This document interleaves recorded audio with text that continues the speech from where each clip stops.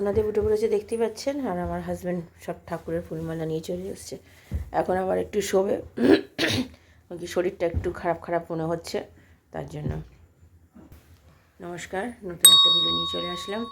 উঠে পড়েছি আজকে, একটু তাড়াতাড়ি উঠে পড়েছি আজকে, এখন 8টাও বাজেনি। তো উঠে পড়েছি। আমার হাজব্যান্ড তো আরও আগে উঠেছে, ছেলের আন্টি চলে এসছে, পড়তে বসে গেছে। তো মাসির আসতে তো 8:45 দেরি আছে অনেকটাই। তো আজকে আমার হাজব্যান্ডের কালকে একটু চাপ করে রাত্রিরে খাওয়া দাওয়া হয়ে গেছিলো, তো সেই জন্য শরীরটা একটু গাটা পাক পাক দিচ্ছে। তো তার জন্য বলে আজকে আর চা খাবে না, চা কফি কিছুই খাবে না। তো আমিও ভাবছি দেখি, আমার যদি ইচ্ছে হয় খাবো, নাহলে খাবো না, একাটা ভাল লাগে না খেতে। তো যাই হোক, এখন রান্নাবান্না আজকে বেশি কিছু করব না। ছেলের তো ডাল আছে আর বাঁধাকপি আছে, ও খেয়ে বেরিয়ে যাবে। আর আমার হাজব্যান্ডের জন্য আলু সেদ্ধ ভাত করে ফেলবো, খেয়ে নেবো। আজকে আর মাছ ডিম কিছুই খাবো না। শরীরটা যেহেতু একটু গণ্ডগোল হয়েছে তাই। তো বিকেলবেলা তো যেহেতু যাওয়ার আছে, তো সেই জন্য এসে ছেলেকে দেখি একটা ম্যাগি আনিয়ে রাখবো। তো আর আলু সেদ্ধ ভাতও খেতে চায় না, কারণ কি যখন ও আসবে তখন আলু সেদ্ধটা ভালো থাকবে না। তো তার জন্য একটা ম্যাগি আনিয়ে রাখবো, তো ম্যাগি খাইয়ে নিয়ে চলে যাব। তো এই হচ্ছে ব্যাপার। তো এখন পড়ছে ছেলে, তো বেশ আজকে বেশ ভালো ঠান্ডা লাগছে।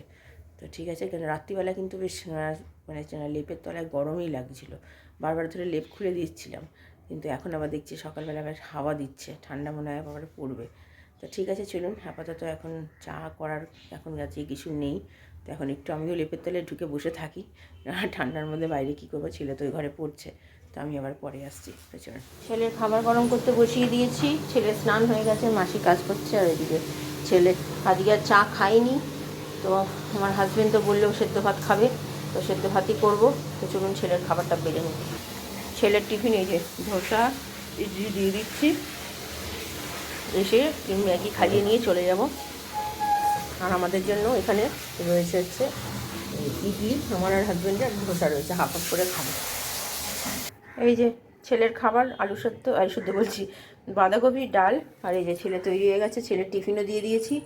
মাসি চলে গেল, আজকে মাসিকে 3টের সময় আসতে বলেছি। তো চলুন ছেলেকে খাইয়ে নিই, এখন 9:45 অলরেডি বাজতে চললো।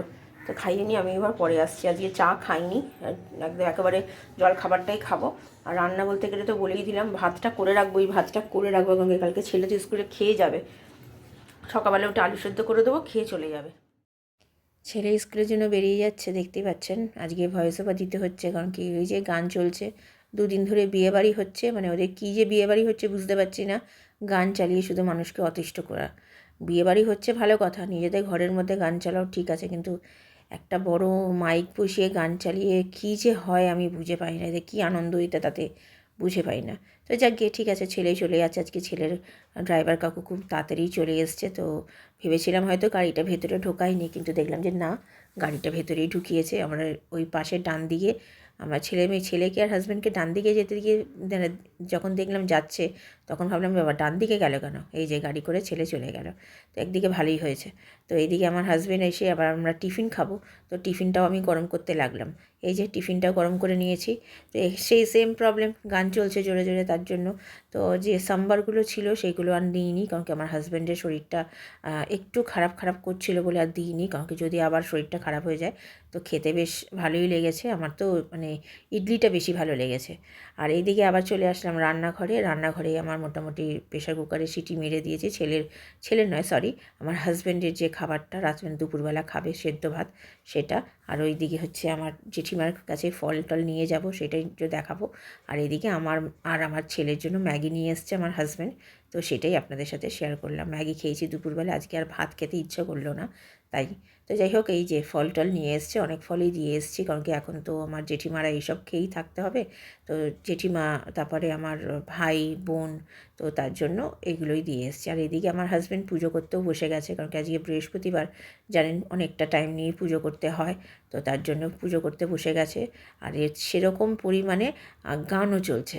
তো যাই হোক, আজকে পেয়ারাটা দিয়েছে, পেয়ারাটা কিন্তু একদম ভেতরটা লাল ছিল আর খুব মিষ্টি ছিল। আর দুঃখের বিষয়, আমার হাজব্যান্ড কিন্তু বলল খাবে, কিন্তু খাইনি, আমাকেই পুরোপুরি খেতে হয়েছে। আর কত সুন্দরভাবে দেখুন আমার হাজব্যান্ড জগন্নাথ দেব সবাইকে সাজিয়েছে।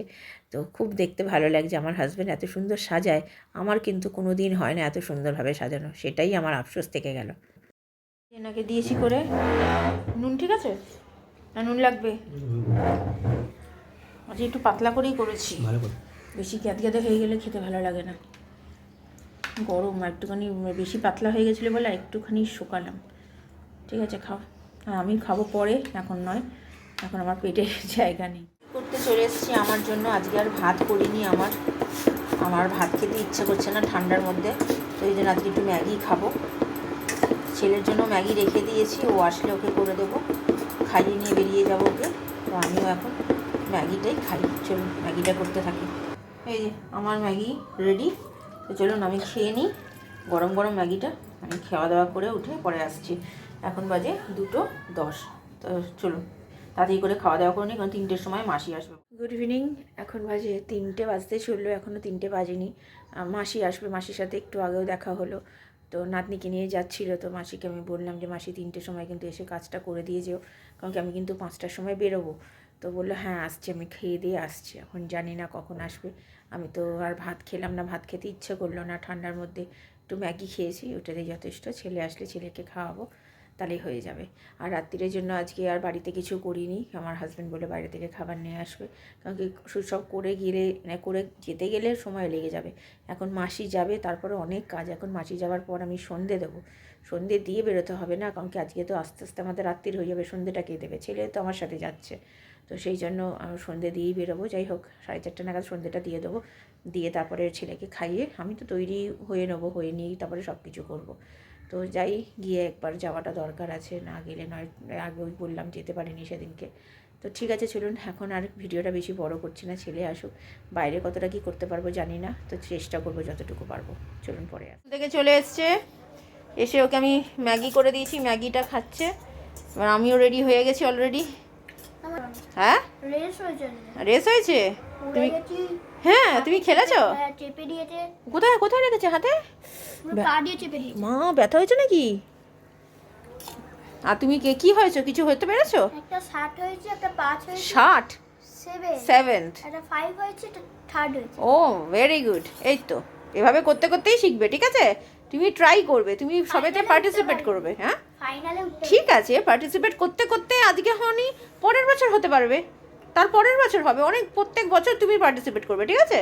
রেডি হয়ে গেছি, আমি এই ড্রেসটা পরেই যাচ্ছি। কাছে ছিল এটা পরেই যাচ্ছি। তো বেরোচ্ছি এখন, আমার বাবা মারা কাছাকাছি চলে এসছে। তো এই যে আমার ছেলে রেডি হয়ে গেছে। এই যে এখানে সব নিয়ে নিয়েছি, ফল টল যা যা আছে সব কিছু, দুধ ফল মিষ্টি যা যা সব কিছু নিয়ে নিয়েছি। তো চলুন এবার দরজা বন্ধ করে বেরোই। আমি আবার পরে দেখা হচ্ছে রাস্তায়। জানি না কতটুকু কী করতে পারবো, তারপর না হয় অল্পটুকু আপনাদের সাথে শেয়ার করবো। তো চলুন, গাড়িতে চলে এসেছি, দেখতেই পাচ্ছেন আমার মাকে। অনেক দিন পর আমার মা দেখে, সেই জন্য আমি ভিডিও করছি দেখে হাসছে।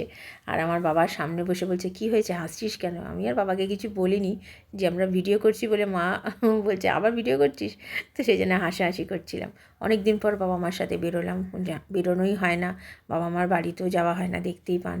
তো সময় হয়ে ওঠে না অ্যাকচুয়ালি, সত্যি কথা বলতে। আর যেখানে আমরা যাচ্ছি সেটা আমাদের বাড়ির ওখানে বাড়ি ছিল আগে, এখন যদিও ফ্ল্যাটে পরিণত হয়েছে আমাদের পুরনো বাড়িতে, ওইদিকে সাইডে যাচ্ছি, তো পুরনো পাড়াতেই যাচ্ছি।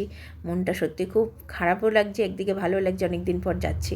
তো অনেক দিন পর এই রাস্তা দিয়ে যাওয়া হচ্ছে, কারণ কি আমি তো যেহেতু বেরোই না, আপনারা তো দেখতেই পান, আমি বেরোতে খুব একটা ভালোবাসি না, আমার ভালো লাগে না ওই হুটহাট করে বেরিয়ে যাওয়া এই যাওয়া। সত্যি আপনারা আমাকে সেটা বিষয়ে খারাপও ভাবতে পারেন, কিন্তু বিশ্বাস করুন আমার ভালো লাগে না বেরিয়ে। তো যাই গিয়ে বেরিয়েছি, ভালোও লাগলো একদিকে, আর একদিকে মনটাও খারাপ লাগছে যে বেরোতে হলো, তাও আবার কীরকম বিষয়, যে আমার জেঠু মারা গেছে সেই বিষয়। তো যাই হোক, কী সুন্দরভাবে সাজিয়েছে দেখুন আমার মা। তাই বলছিল যে তোল তোল এইগুলোই তোল, এইগুলোই তো দেখবি, এইগুলোই স্মৃতি হয়ে থাকবে। সত্যি কথা তাই, এইগুলোই স্মৃতি হয়েই থাকে। এই লাইটিংগুলো জিনিসগুলো দেখতে, পরে যখন ভিডিওগুলো দেখি তখন কিন্তু বেশ মনটা ভালো হয়ে যায়। যখন মন খুব খারাপ থাকে তখন এই পুরনো ভিডিওগুলোই দেখি, তখন কিন্তু দেখতে ভালোই লাগে। তো কত সুন্দরভাবে সাজিয়েছে সেটাই মানে আপনাদের সাথে শেয়ার করছি আর তুলে রাখছি। আমার মানে পুরনো জিনিস আবার দেখবো স্মৃতি হিসাবে থাকার জন্য। তো তাই বাবাও বলছে দেখ কত সুন্দরভাবে সাজিয়েছে। আর গাড়িতে যেহেতু গান চলছিল, তো সেই জন্য আমাকে ভয়েসটা পরে দিতে হলো। তো এটা লেক টাউনের কাছাকাছি, দেখুন এই যে লেক টাউনের ঘড়িটাও আপনাদের সামনে দেখাচ্ছি, লেক টাউনের ঘড়িটা। তো লেক টাউনের সামনে দিয়ে অনেক বছর পর যাচ্ছি, বলতে 1 বছর তো হয়েই গেছে, আমি সামনে দিয়ে গেছি। আমি তার আগে কবে গেছি মানে 1 বছর আগে হবে। তো যাই হোক, তো ভালোই লাগলো।